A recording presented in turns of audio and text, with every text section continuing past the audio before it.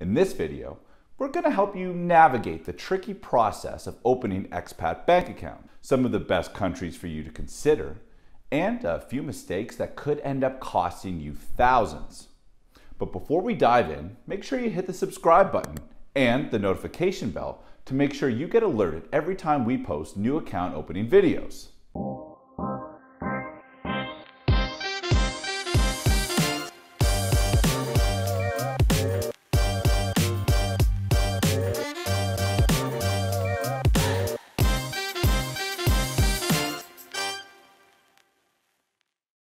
If you're busy globetrotting with a glamorous expat job, the last thing you want to worry about is how to open a bank account.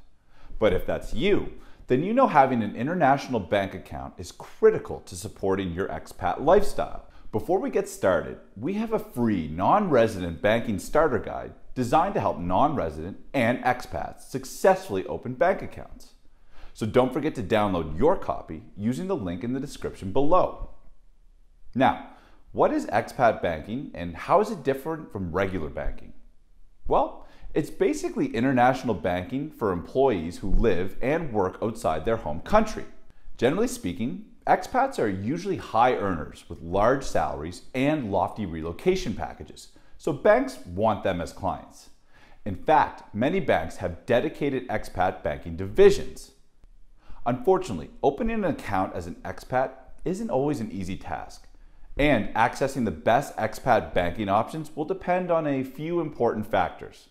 For example, where you are originally from, which country you're living in, where is your salary originating, how much money you make, do you have a pre-existing relationship with the bank, the documents you can provide, your ability to show up in person, and a few other important factors. Unfortunately, if you're not careful, expat banking can be painfully annoying to set up, and it can come with major constraints. For instance, the bank might have limits on how many transactions you're allowed to send per month, or they might only accept transfers to and from certain countries or currencies. Also, customer service might be slow, non-existent, and reps might lack language skills in your native tongue.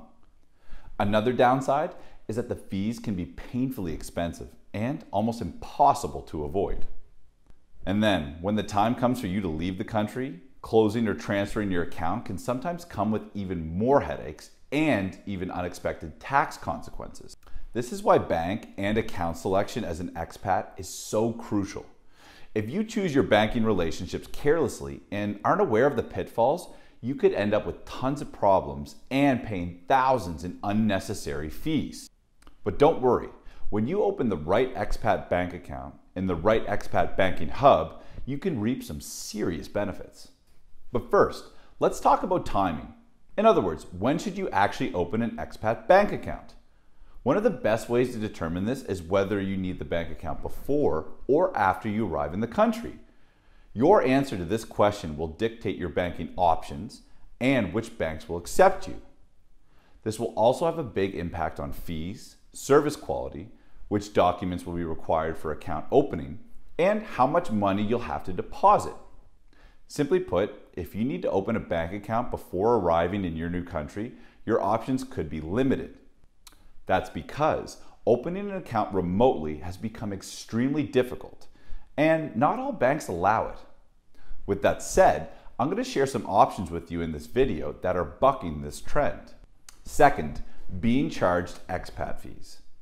Many banks catering to expats increase fees significantly higher than they normally would for local clients. If you're not careful, this can take a big chunk out of your monthly salary. Be sure to ask your banker for a clear list of all fees before the account is open. This should include all fees related to inbound and outbound transfers. And it should also include any recurring fees for account maintenance, monthly reporting, and more. Also, be sure to ask if there is a fee for closing the account. This is the one fee that often gets overlooked and can end up costing you significantly later on. Another important consideration is whether you actually need a domestic bank account or not. This is really going to depend on you, your situation, your family, and to what extent you are moving your life to a new country. In many cases, younger unmarried expats will choose for limited relocation, while older expats with children will go all in. Depending on where you fall on that spectrum, your in-country requirements may vary, and this can impact your need for a bank account locally. With that in mind, let's take a quick look at some of the services expats might be interested in when choosing banks.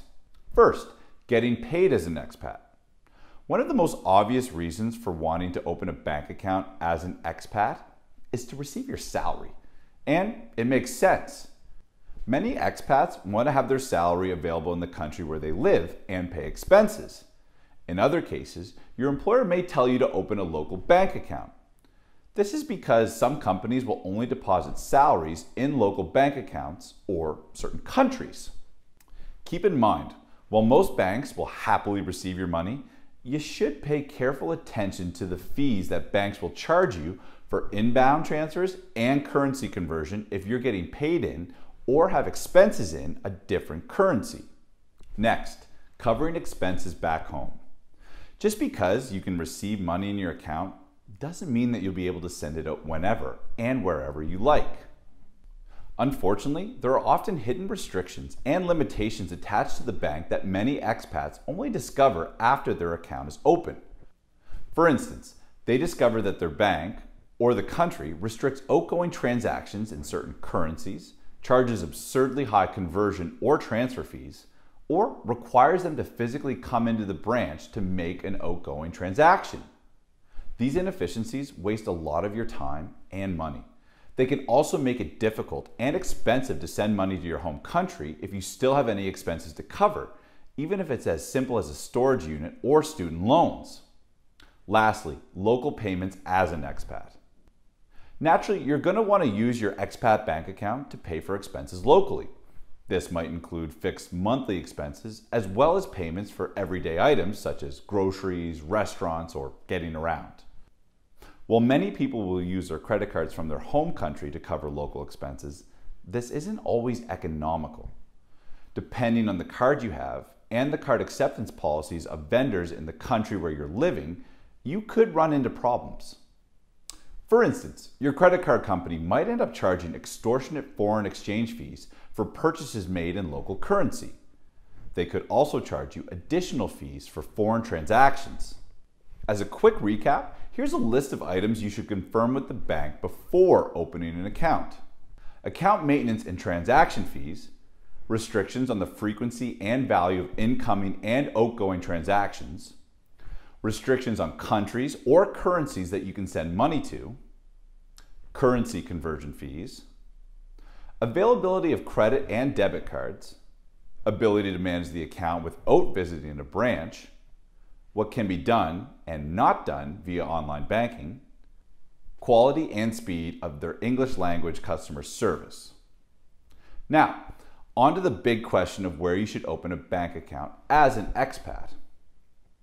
As promised, we're going to share some of the best places for you to open expat bank accounts. And while you might be thinking that the best place to open expat bank accounts is obviously the country that you're moving to, you might be wrong. While local accounts are useful and sometimes required, opening and closing accounts every time you're assigned to a new country can be time-consuming and expensive. Ideally, you want to have at least one international expat bank account with reasonable fees that you can use for transactional banking and keep over the long term, no matter which country you move to next. Over the years, we've seen a growing number of banks in traditional banking jurisdictions making moves to meet the needs of expats and location-independent individuals. These international banks even tailor their offerings to appeal to the very unique needs of expat clients. And that's a great thing if you plan on living in multiple locations in the coming years. One example of an offshore banking hub where expat banking services are offered is the Isle of Man. The Isle of Man is an interesting banking jurisdiction for a number of reasons, including the fact that it's economically sound, has a stable currency, and a long history of providing banking services to non-residents and international clients. We outline the entire step-by-step process for getting the best bank accounts in the Isle of Man in our expat banking report that focuses on opening accounts there. You can also watch our recent video, How to Open an Isle of Man Bank Account, to learn how you can get started. In addition to the Isle of Man, if you have a bit more money to deposit, you might want to consider opening accounts in Andorra or Singapore. Both of these countries offer a range of international banking options, but they tend to cater to wealthier expats who are looking to invest at least some of their deposits. We've covered both Singapore and Andorra in recent videos, and you can learn how to start opening bank accounts in each country by giving them a watch. Now, if you're an expat and you want to find the best banks to meet your objectives, or you just want some help figuring out what to do next, you can obviously get started by using the information I've shared in this video. But if you want to know which banks actually accept you, which countries to target for your lifestyle, and the best account opening strategies to use to save time and money, then we'd be happy to help you on your journey. All you need to do is join our flagship service, GlobalBanks Insider. With GlobalBanks Insider, you'll get instant access to our entire archive of banking intelligence reports.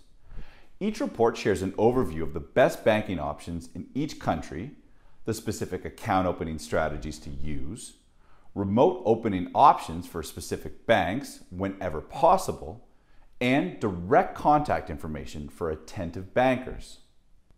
You will also get access to the GlobalBanks database, home to more than 250 banks from 50+ countries, including detailed bank profiles, client preferences, and a whole lot more.